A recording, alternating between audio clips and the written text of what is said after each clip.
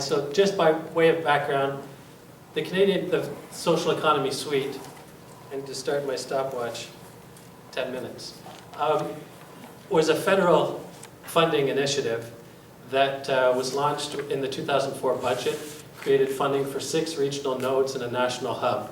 There you can see that the 6 nodes, usually it's 5-year programming. There are some extensions. Most of the regional nodes are wrapped up now. The BC, Alberta, and Northern nodes, as Francis mentioned, are just in the process of wrapping up, as is the national hub. And each of those regional nodes are structured as a CURA, which is a Community University Research Alliance. So it's partnerships between academic researchers and community groups that come together in terms of the governance and the research agenda to try to apply the learning to practitioners and actually make sure it makes a difference in communities. So the National Hub was co-directed by Ian McPherson, who's a Professor Emeritus of History and co-op guru at the University of Victoria, and Rupert Downey, who was the former Executive Director of SEDNet, and myself since 2008. So in terms of what we've done in the 5 or 6 years since this has been going, overall, from all of the research nodes, you can see there's about 350 researchers, not quite, 50-50 split between academics and community partners, which is the way it's supposed to be. Over 400 products, and what you have, I have an image there of a little table. We've actually tried to gather together all of the research outputs from the 6 nodes in the National Hub and compile them in one handy-dandy Word table that's about 100 pages long in very small font, which isn't exactly the most accessible format, but it is at least useful to have all of those products together in one document. They're organized by keyword themes, and you can do a search for specific words and that sort of thing, and then there's links to the actual products themselves where those are available online on the sites of each of the nodes. So there's been lots of students involved. It's great to see them on the program here today, and lots of conferences as well across the country. I'll talk a bit about more about that later. So as the National Hub is wrapping up, we have 3 sort of capstone publications that are just in the process of being finalized. One from which I stole the title. The first one is Assembling Understandings, which is a thematic analysis of all of the 350 research projects produced by the regional nodes in the National Hub. A book edited by Peter Hall and Ian McPherson on community university research partnerships. This was a theme that emerged over the course of the Hub, the challenges of partnership between community partners and academic leads. There was a wide range of models used across the different nodes and across the country, and a lot of learning that came from that. So this is an important learning. And then finally, a compilation of public policy papers produced by the node and by the National Hub and some regional nodes over the 5 years on focusing on public policy. So I'm just going to talk a little bit about those from each one. The main research topics in the overview, there you have a picture of Joy Emanuel and Matthew Thompson, who are the co-authors of that first ebook, are Mapping Social Enterprise. So I won't read them all, you can read them. But each of the nodes, there was actually a fairly high level of consistency of the priorities for subject areas across the 6 nodes. These were the most popular ones, and this book pulls out some of the key findings as well as areas for that the researchers themselves identified for future work moving forward. Mapping was a particularly challenging one, given that there isn't a widely accepted definition of the social economy across the country. And so not a lot of progress was made there, but people are still working on it, and I'll talk a bit about more on that in a second. But you get a sense of the main themes there. That's fine, yeah, go ahead. The Community University Partnerships is an ebook edited by Peter Hall, who is a professor at Simon Fraser University and chair of SEDNet's Research Advisory Committee, and Ian McPherson, the principal investigator and co-director of the Hub.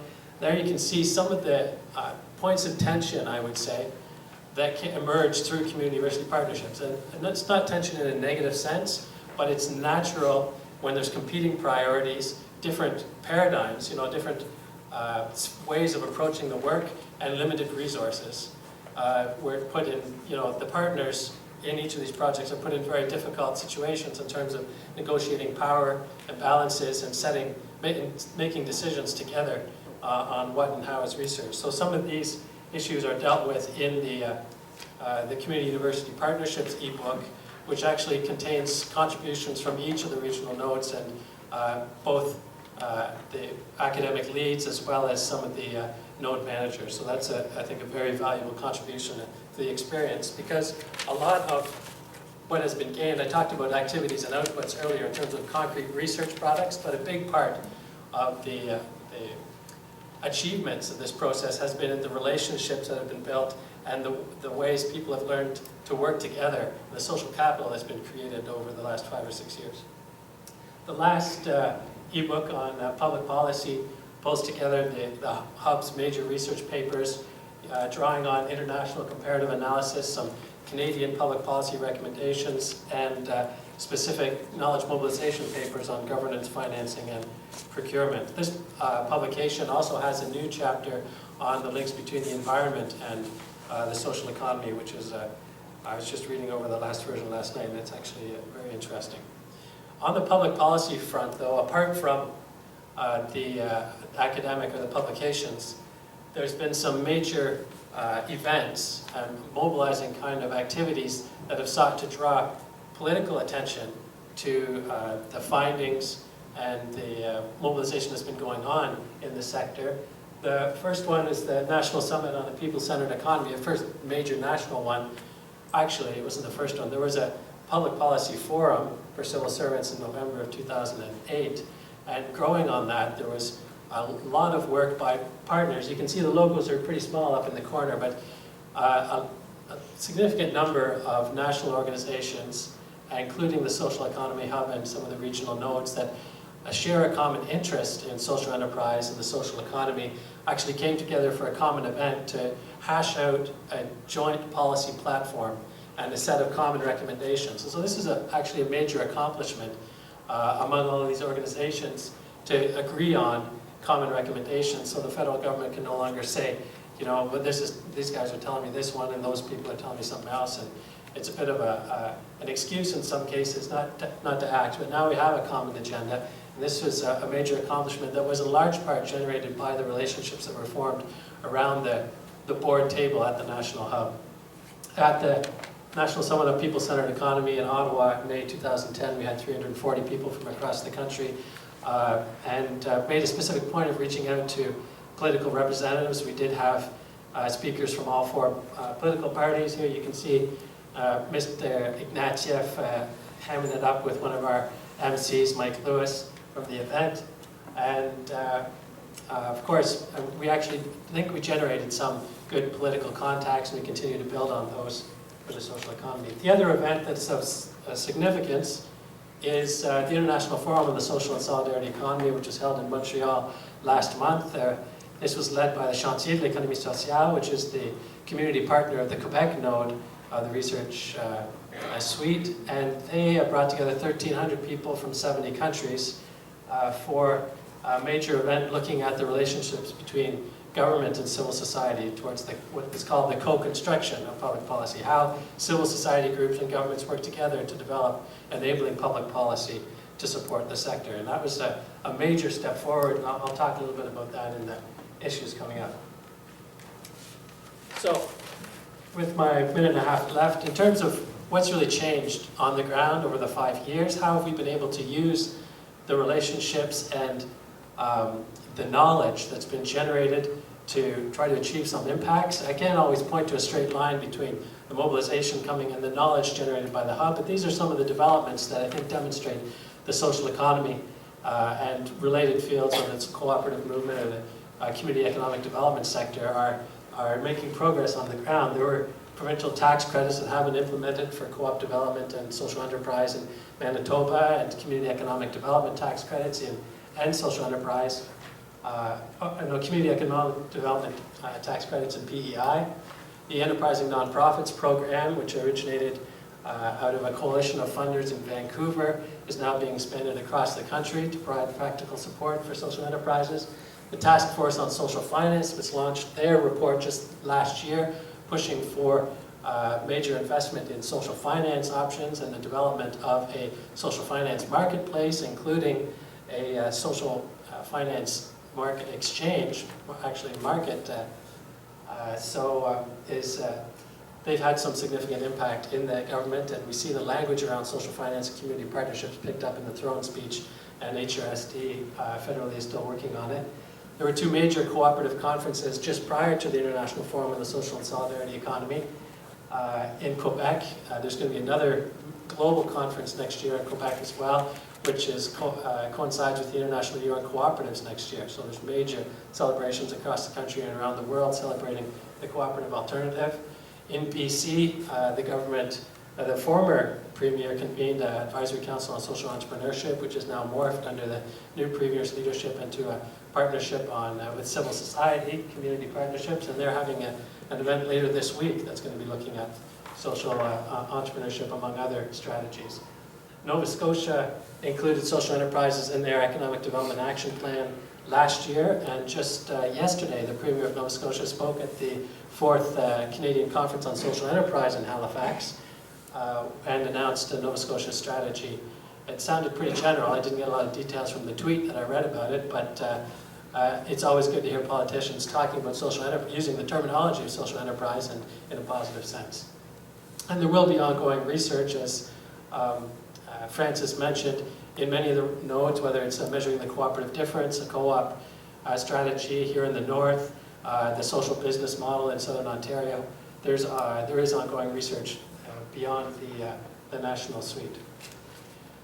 So in terms of prospects, with my 30 seconds, I think I'm over time.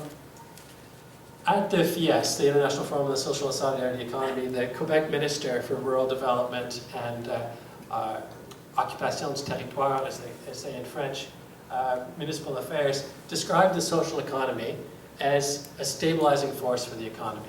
I think there's an increasing recognition that the social and solidarity economy are valid strategies to promote resiliency, inclusion, and a bit of a buffer zone to the shortcomings and sometimes the turbulence of the private sector, of the market economy. So hearing that from not exactly a left-leaning Liberal government provincial finance minister, or provincial government, is I think a step forward, and it reflects a growing recognition, as well as the appetite for blended value, whether it's incorporation, reversing the trend of externalities in business to incorporate social and green bottom lines in measurements and accounting. This is a growing trend, and I think works in favor of the social and solidarity economy. I put a question here as to whether or not, after 5 years, the social economy is actually a mobilizing concept outside of Quebec. In Quebec, it's widely recognized as an organizing concept. Outside of Quebec, I think the jury's still out. There's been a lot of work, a lot of engagement, but I'm not sure it's been picked up and is recognized. We only had about 100 Canadians outside of Quebec at the International Forum on the Social and Solidarity Economy, and our reading of the situation is that's in part due to the language that's used and a lack of identification so far among Canadians outside of Quebec. And of course, among the public at large, there's a recognition that growing inequality, the systems aren't working for 99% of us, and the social and solidarity economy are really practical solutions to democratizing, creating democratic economic solutions and inclusive economic solutions for people. So I think that I would be amiss if I don't sell my bread. One last point is the final webinars on each of these ebooks for the Canadian Social Economy Hub are coming up later this week and next week. You can find out more from the website there, but these are the dates, and you can access those online and actually hear from the authors themselves. They'll do a much better job of explaining the substance of the results than I have. So I think that's it. Thank you.